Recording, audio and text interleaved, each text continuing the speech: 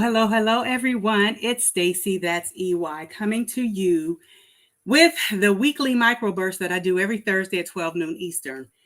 Now, let's see if I can keep this under 10 minutes. Okay, so for the month of April, my weekly microburst is going to be along the topic of the brain takes the score and the body keeps it. There is a book by Bessel van der Kolk called The Body Keeps the Score.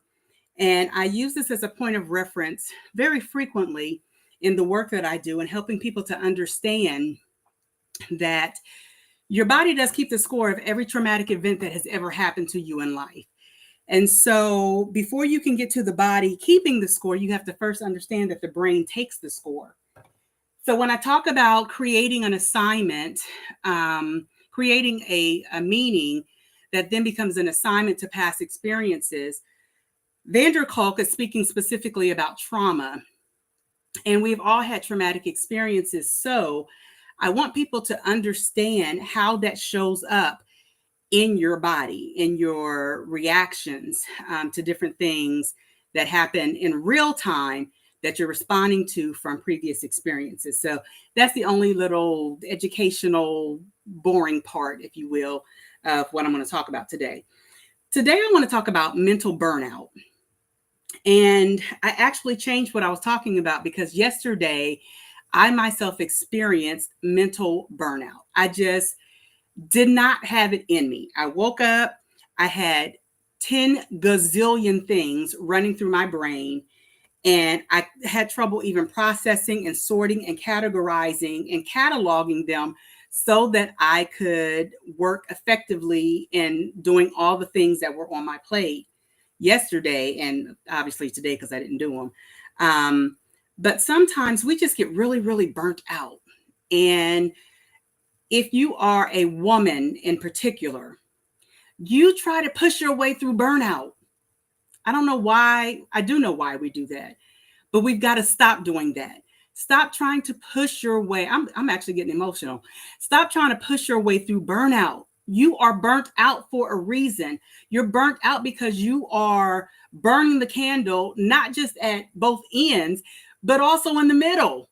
We are trying to be everything to everybody at all times, which leaves nothing for ourselves. So yesterday, I made the decision that I was going to accept where I was mentally. I was like, listen, there's a couple of meetings that I did take. I did jump on some meetings. But other than that, I didn't do anything. I rested my brain, and it was badly needed. So, and normally I beat myself up because I'm like, Stacy, you're not sick. And my husband even came in. He was like, are you feeling okay? What's going on? I was like, listen, I'm just tired. I'm giving myself permission to do nothing today. Other than, like I said, those couple of meetings that I did take that I didn't really have a choice. But I gave myself permission to do nothing. And so that's what I did. And sometimes we need that. I was thinking about the travel that I have coming up. I was thinking about events that I have coming up. I was thinking about contracts. I was thinking about clients. I was thinking about interviews. I was thinking about all of these things. And I decided to pretend like they weren't in existence. I didn't watch the news yesterday. So I learned this morning something about some tariffs or something. Look, yesterday I just couldn't care. And sometimes you have to take that time to just not care. Now, I know for some people it's a little bit harder. You have children, you've got a job that you've got to go to. Take a mental health day. I don't care what deadlines are coming up. If you can't show up and be 100% you're not showing up anyway. So take the time that you need. So anyway, back to burnout. Mental burnout, mental fatigue. It is real, and it happens to all of us. All of us go through it. No one is exempt from experiencing mental fatigue. It's how you handle it that makes the difference. I was not trying to end up in a hospital because of pushing myself and going too far. And I know people that has happened to. They end up dehydrated. They end up with having blood pressure issues, blood sugar dropped too low, blood pressure got too high, what have you. It's not worth it. So The first thing that I want to talk about is giving yourself permission to accept that that's where you are. You heard me say, even yesterday, I was beating myself up at the fact that I was experiencing burnout. We have been taught not to have idle time. I'm going to ask you right now to click unsubscribe to that belief. Idle time is the devil's workshop. That's, if you grew up in the time frame that I did, that's what you heard. Listen, or excuse me, an idle mind. Listen, it is okay to just be. It's okay. If you have never given yourself permission, I now grant you permission to give yourself permission to just be.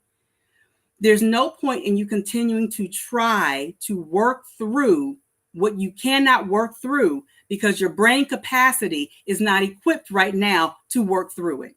Give yourself permission to just be, to just sit there. Accept the fact that you are in a state of burnout. That's the very first thing. The second thing is give your body time to process it. Give your mind, your body, your emotions, and your spirit time to process the fact that you're in burnout. To try to continue to go only does more damage to you. And so in order to give your space the time, give your body the time to actually say, okay, I need to recalibrate. I need to reset. You got to accept it and then allow your body to do what it needs to do.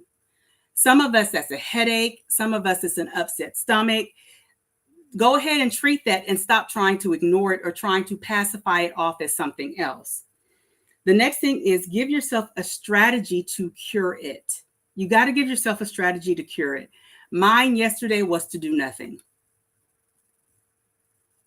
I knew I had responsibilities. I knew that I had a list full of tasks that I needed to do.